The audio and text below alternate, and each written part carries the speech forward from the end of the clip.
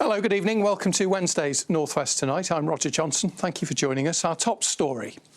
Police question baby killer Lucy Letby over other deaths and collapses at two of the region's hospitals. Detectives have been reviewing the care of babies while Letby worked as a neonatal nurse in Chester and Liverpool. Also tonight... Get down! Ambulance staff suffer violent attacks and abuse every week. They tell us about the toll of just trying to help others. No matter how long you've done this job for, or in what capacity, at some point you will have been scared. I'm at the Etihad Stadium as the champions Manchester City try to find their first win in 8 matches. Almost 7,000 people turned up in one day. Gander Town Council declares a state of emergency. How hope came out of hate. The Broadway musical on stage here now, celebrating one community's extraordinary response to 9/11. And after a fine start to the day today, it has gradually deteriorated with some heavy rain forecast overnight. Join me at the end of the programme to take a look at what the rest of the week has in store.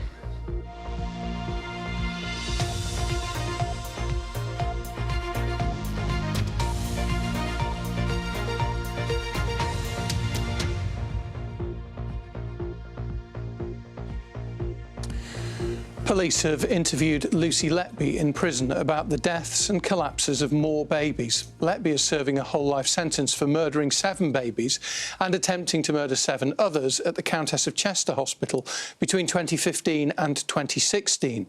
She's been questioned about other incidents there and at Liverpool Women's Hospital. Our health correspondent Jill Dummigan's been looking at the story. She's here and can explain more. Jill. As soon as Lucy Letby was originally convicted in August 2023, one of the key detectives in her investigation confirmed that they were reviewing all 4,000 neonatal admissions to the hospital she's worked at over the 4 years she was a nurse. At the current Thirlwell inquiry into how she was able to commit her crimes, we heard last month from one of the consultants who'd originally raised the alarm, and he said then he thought it was likely she'd harmed others before. It's likely that Letby didn't start becoming a killer in June 2015 or didn't start harming babies in June 15. Now, today, Cheshire Police have confirmed that they've now interviewed Letby in prison under caution in relation to the investigation into baby deaths and non-fatal collapses at the Countess of Chester and Liverpool Women's Hospital. She was at Liverpool Women's for 2 placements in 2012 and 2015. At the Thirlwell inquiry in September, we heard that an audit there revealed that babies' breathing tubes were dislodged on 40% of the shifts that Letby worked. We were told that the normal rate was less than 1%. When the police originally announced this extended review last year, they said then that Liverpool cases were not related to deaths, but they didn't comment when asked about the Countess of Chester. Now, we asked today whether that was still the situation, and were told they couldn't confirm or clarify any further. We've also had a statement today from Mark MacDonald, who's Letby's new barrister. He said they were surprised about the timing of this. She voluntarily attended an interview. She wasn't arrested, and she continues to maintain her innocence. Jill, thank you very much indeed. Jill Dummigan there, our health correspondent, with the latest on that story concerning Lucy Letby. Now, paramedics have told the BBC that they have been punched, spat at, racially abused and sexually assaulted, all while doing their jobs, trying to help others. Data obtained by the BBC North West Investigations team shows that an average of 24 ambulance staff are being assaulted every week. So, what is it like on the front line? Well, Dan O'Donoghue spent a night on call in Blackpool with the North West Ambulance Service. I have been verbally abused, racially abused. I've had an ashtray thrown at me, a knife drawn at me. No matter how long you've done this job for, or in what capacity, at some point you will have been scared, and scared of violence or somebody being physically aggressive towards you. I signed up to this job to help people, not to be abused. It's a cold winter's night in Blackpool, and paramedics Nutan and Lisa are on call. Hi, good evening. Where did he fall? On the pavement in the ice. After treating a patient in Fleetwood, we're called to the town centre. A woman has fallen in a pub. Right, so we're going to have fallen, drunk, potentially major trauma. Now, pub jobs are never the best at times because of the amount of people that are there.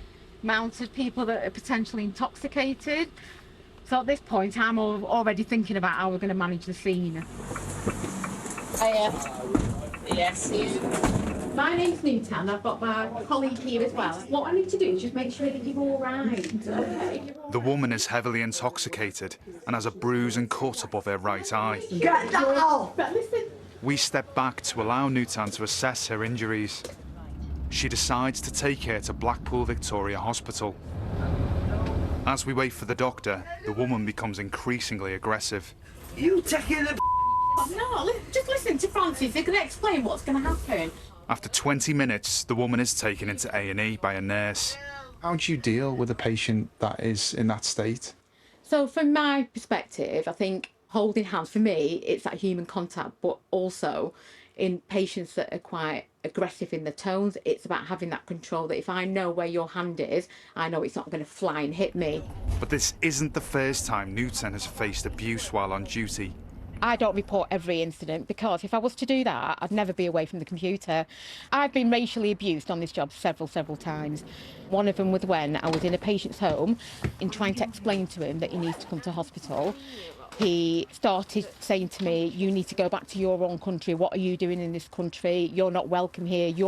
And the word he used was your lot. And then he got an ashtray and threw it at me to aim it for my head. And he missed me by literally inches.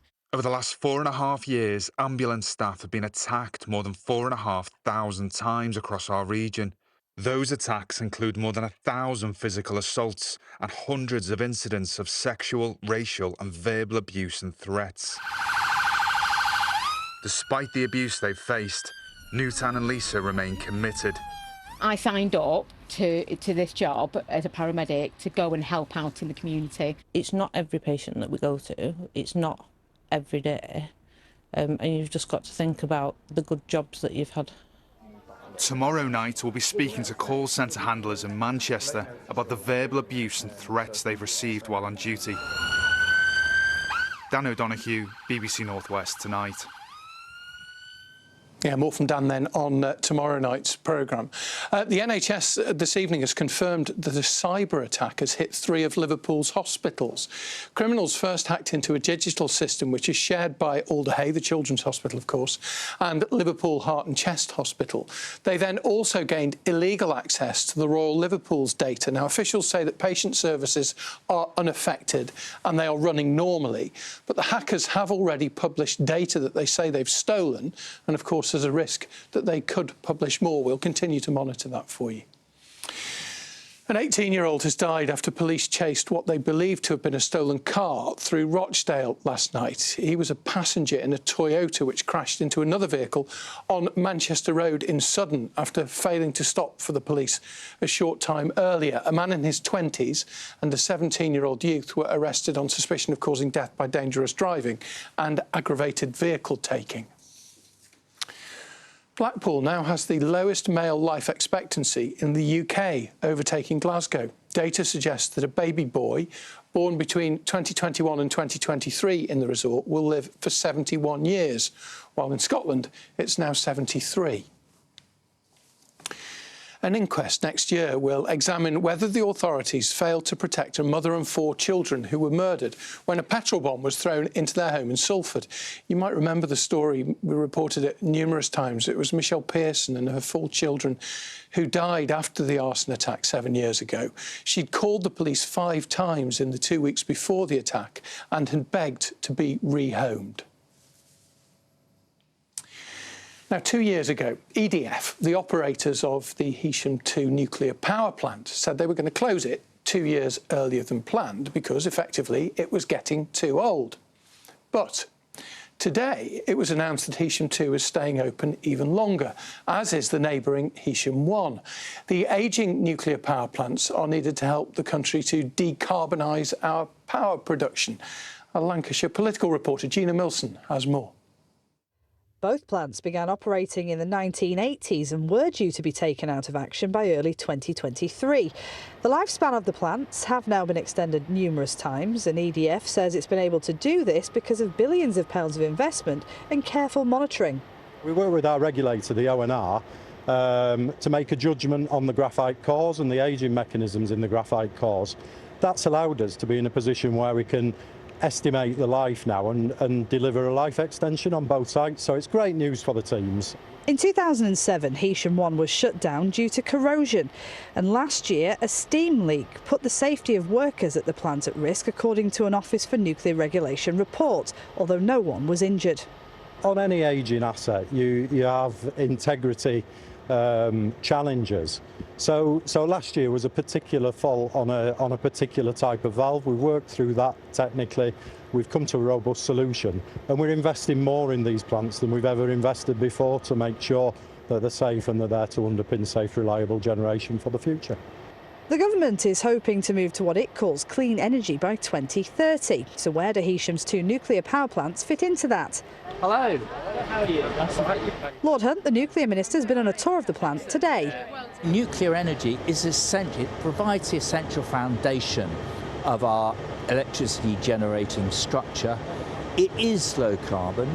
It provides really good high quality jobs for many, many people. What's not to like about that? And so an extension means that they can carry on providing power for a number of years more. And actually the fact that we've been able to see the extension of these power stations is a testimony to the people who originally built it, because these are fantastic places. We see nuclear as being very, very important part of our electricity generation mix. So we are right behind this decision, but it has been made after stringent checks for safety. Heysham 1 will stay open until March 2027. That's a year's extension, while Heysham 2 will keep producing electricity for an extra 2 years until 2030. Gina Milson, North West Tonight. Or at least that's the latest plan. There's been a lot of talk lately, hasn't there, about Band-Aid. Of course, it's the 40th anniversary. Hard to think it was 1984, was that long ago. But a group of musicians in Liverpool have recorded a kind of Band-Aid-style Christmas single of their own to raise money for a homelessness charity. And for some of them, it's a subject close to their hearts, as they have been homeless themselves. And they were helped by the Whitechapel Centre. Jamie Mountain went to see them in the studio.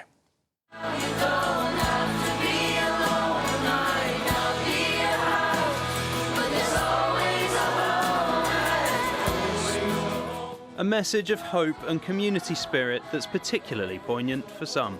Well, I'd gone from having a mortgage at 19 and then 2 small children, and I had a lot of traumas that, you know, unfortunately, they weren't my fault, but they impacted me tremendously. I ended up then getting into addiction, and I just lost everything. Danielle is one of a number in the group who face homelessness, but were helped back on their feet by the Whitechapel Centre in Liverpool. So I had nowhere to go. It was raining. I sat under a street lamp, and it was really scary. And I had no one to turn to. And somebody told me about the Whitechapel, and I went to a couple of shared houses, and then I just went from strength to strength. And I was really grateful for that opportunity. While rough sleepers are often the face of homelessness, many others, like Tim, who has a full-time job at a university, are hidden from view. And all of a sudden, after 8 years, the landlord decided she wanted the house back. We can't find private rented accommodation because it's too expensive. Social housing is really difficult to get onto. We're having to stay in a 1-bedroom flat with my grown-up stepson. The group formed after meeting at a Battle of the Bands style event called Primal Live, which is what they've called themselves. Jordan and Sam led the creative process. So I went through each individual artist and asked them what word you think associates with homelessness the most and resonates with you yourself. And they all picked an individual word, and I said, can you please write me a 4-line poem to try and make me feel that word. It's just amazing to see so many people from so many different backgrounds with so many different interests all come together on one project and make it as special as it is. Jordan was helped by the Whitechapel Centre after becoming homeless when he left the care system. How much does it mean to you to be able to give something back and help them with this project? It means more than the world to me. Like it's not just about what they've done for me, it's the amount of families that they've prevented from like being on the streets. All proceeds from the song will support the Whitechapel Centre's programmes. This year we are supporting around 5,000 people, and that number is increasing, making sure that we are there 24/7 for these people who are facing such extreme vulnerability is really, really important to us. To give people a chance of life again. If you're having a person who's in that experience, you're existing. You don't feel like there's any hope for tomorrow. I'm walking the walk, I'm doing my healing, showing people you can change your life around and there is hope. There's always a home at Christmas. That's fantastic, isn't it? Primal Live. You can find it online. I think you can find it on some of the streaming services. Move over, Sting and Bono. Primal Live are here. Good luck to them. Really good cause. Right, let's move on to the latest in our series marking Grief Awareness Week. It's not uncommon to raise money for good causes in memory of a loved one when they've died. Occasionally, as I'm sure you know, small charities are set up. And I've been to meet a dad in Lytham St Anne's who is making a real difference in memory of his son. But he's doing it in what might seem to be a slightly unusual way. Ralph was a very creative person. He was a photographer. He was an award-winning artist. He worked for a very cool retail brand, and he was also an enthusiastic skateboarder and cyclist. Over and above all of those things, he was a very kind person. Ralph Roberts was 26 when he died suddenly during the COVID pandemic in 2021. He was in lockdown with us, and he sent us a text early in the morning, 7:30, saying, "I think I've got COVID, stay out of my room." And in the afternoon, he stumbled out of his room and he collapsed, and he sadly died. There was a post-mortem, and it was revealed that he had something very rare called sarcoidosis. It's a very rare condition that does affect young men, but it attacks different organs in the body, and in Ralph's case, it attacked his lungs. This is Ralph. He loved skateboarding and helping others. And we thought, let's set something up that celebrates his life, not dwell on his death. And we decided we'd set up Live Like Ralph. With its quirky logo, styled like a skateboard, Live Like Ralph was born. A 2-day twin location summer party, skate competitions, a sponsored coast-to-coast cycle, and next weekend in Blackpool, a fashion show. It raises thousands. And through it, they teach youngsters to skate. They give boards and shoes to those who can't afford. They replace stolen bikes when parents can't. Skateboarding is a culture. It's not just skateboarding, so it involves art, it involves fashion, it involves music, alternative music. So we do things like we provide money for instruments for kids who want to set up a band. And we want to get kids off screens, basically, Roger, and get them doing things and having a passion for something that they love. And that's what Live Like Ralph is about. And everything Neil and his team of fellow volunteers does has to pass one simple test. Would Ralph approve?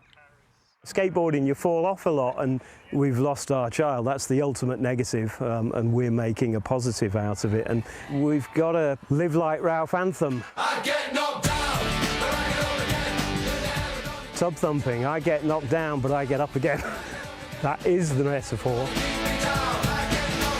People are going to go through tough times, and we've all got to help each other through those times. I'm committed to that. It was lovely to meet Neil and hear all about Ralph. Live Like Ralph's website, that's the charity they set up in Ralph's memory, is livelikeRalph.com.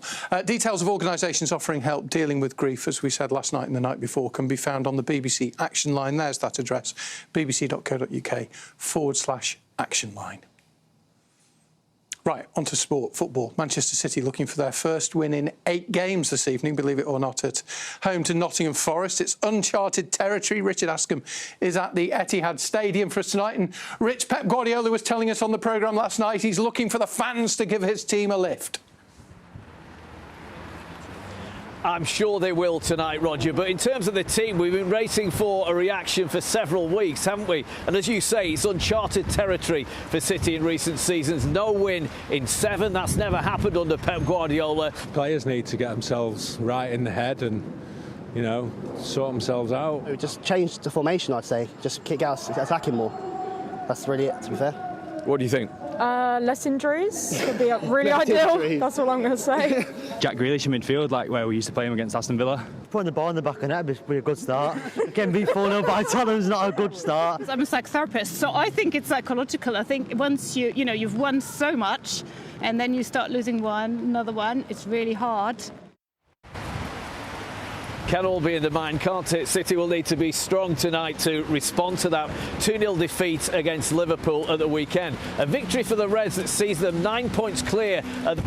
Liverpool have the small matter of a trip to Everton on Saturday. Before that, though, Everton have a huge game tonight, and that could really change things for Sean Dyche's men, who, if they lose, by the way, will fall into the bottom 3 of the Premier League table. Best of luck to Everton tonight, who, as you may well know, lost 4-0 to Manchester United at the weekend, are really showing signs of gaining momentum under new head coach Ruben Amorim. Be very difficult to really appreciate the connection with the supporters, but I want them to support the team and the connection with the supporters, but we know that we need results to maintain that. Huge matches all round tonight, aren't there? That kick-off against Arsenal for Manchester United is 8:15. This game and the other 2 matches are at 7:30. From here, Roger, back to your very warm studio. Yeah, you look a little bit wet, poor thing. Richard, thank you very much. It's not sweat on his forehead, is it? Thanks, Rich. Abby will be here with the weather forecast for us in a moment. Also, just to tell you, coverage on your BBC local radio station of the football tonight, and Match of the Day is on just after our late news with all the highlights at 20 to 11. Right, now, a new musical has just opened at the Lowry Theatre in Salford, based on the 9/11 terror attacks. Seems an odd subject for a musical, but Come From Away follows the story of a small community in Canada when thousands of airline passengers were diverted because they couldn't land in the United States. And some of the people who were at the centre of that story are now in Salford to watch the production, as Andy Gill reports. I'm reporting live at Gander Airport where the 19th plane has just touched down. The title of the musical, Come From Away, is how the residents of the small Canadian town of Gander referred to the 7,000 people who were diverted there on the 11th of September 2001. The population of Gander at the time was smaller than that number, yet the Canadians in Gander and elsewhere brought the stranded passengers into their homes and looked after them for 5 days. And my mom and dad always taught us, never lie, cheat or steal, and talk to people like you like to be spoken to, and treat people like you like to be treated. Beulah Cooper is one of the Gander residents who helped. We spoke to her at the Lowry today, along with actress Amanda Henderson, who's from Bury, who plays Beulah in the show. It makes me feel so good in here.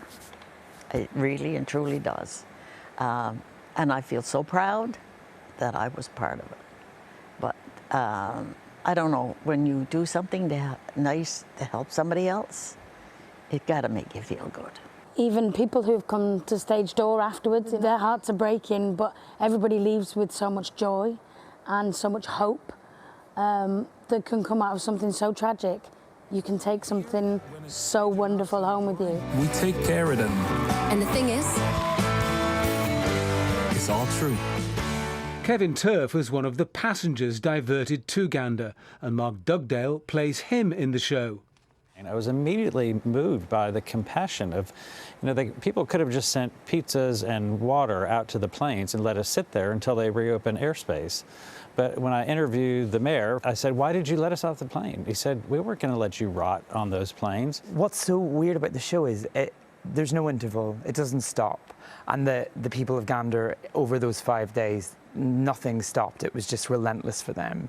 And I think it's relentless for us on stage as well. And it's over before you've had a real chance to sort of sit down and think about anything. There's no time to think.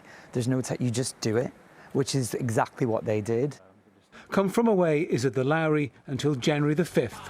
Andy Gill, BBC North West Tonight, Salford. Interesting idea for a musical, isn't it? Right, let's move on with the weather. We saw Richard getting fairly soaked at the football. Yes, I had nothing to do with that. No, we don't blame you. We don't hold you personally responsible. How's it looking? Well, if only he was out there first thing this morning, because it was a beautiful sunrise, wasn't it? It was a little bit hazy as the clouds sort of built in, but our weather watchers, as always, capturing the best bit of the day. Thank you to Waterloo. To A Man for All Seasons for sending this photo in from Waterloo, and then again to Out and About, who was in Eccleston first thing this morning. If you do send a weather photo into us here at North West Tonight, these are the ways to do it. We may well pop one of your pictures on the telly in the coming days, and there will be quite a lot of weather going on in the next few days. We've got warnings to talk about as we approach the weekend too.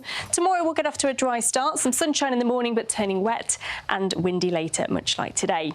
So we do have low pressure moving by. That will really squeeze our isobars and means it will turn much windier during the course of the day tomorrow. Very windy overnight into Friday, and then a lot of uncertainty around this area of low pressure here that will rapidly deepen, I think, on Friday and potentially bring some quite wet and windy weather this weekend. Just some uncertainty around its exact track at the moment.